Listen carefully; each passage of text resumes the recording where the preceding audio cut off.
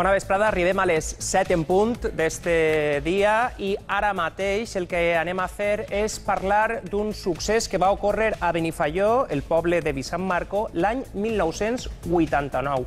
De la seva mà viatjarem a este any 89 per recordar el que va passar durant la celebració de les festes patronals en el que una funambulista estava actuant a la plaça Major i va caure des de dalt del campanar fins al centre de la plaça que aleshores estava plena de vora a vora. Recordem este fatal succés.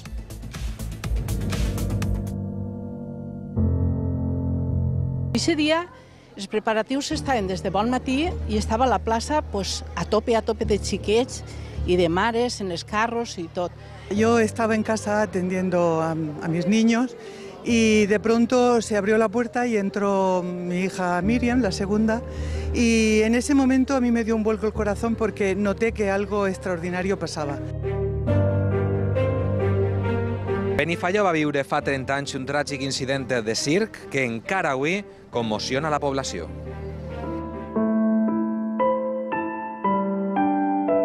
Estaba la tirolina que empalmaba allá en el kiosco en un trust. Entonces ella, el fallo que va tindre va ser que quan va eixir corrent, al agarrar-se l'arnès no el va agarrar bé. És un accident laboral. Ella s'agarra i caigué. Pero el ruido que va a hacer va a ser impresionante. Va a haber un plof y la gente, en vez d'anar a veure-ho, se n'anava corrent a casa.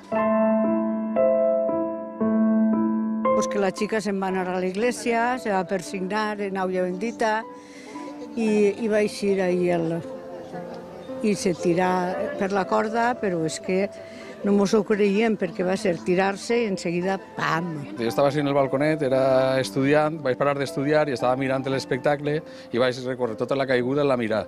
Va ser un ruido horrendo. Quan ella cau, l'estuendo, que és el que tots coincidim, és com un sac de porram. Bom! Acte seguit, un silenci tremendo en la plaça i quan va xillar el senyor de la megafonia, que era l'speaker, un nou desgarrador.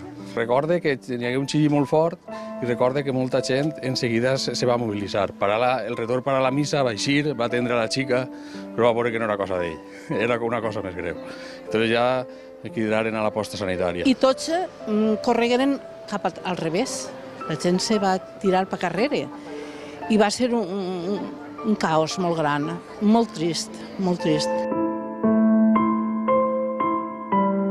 Segons alguns testimonis, asseguren que va morir en l'acte. Mon tio Miguel, que treballava aquí, on estava el puesto de la Creu Roja, diu que no.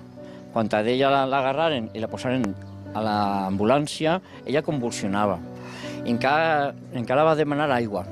Lo ben cert és que a València capital, quan la van endur a l'hospital, ja va entrar morta. He visto morir a una chica y yo dije, bueno, pero en fin, no lo sabes, sí lo sé, porque el ruido que yo he oído y lo que he visto significa que esa chica haya muerto. Estava don Antonio, que era el sacerdot que n'hi havia en aquell moment. Ella se gira a cara a don Antonio i li va dir que sea lo que Dios quiera. I acte seguit se'n va entrar al campanar.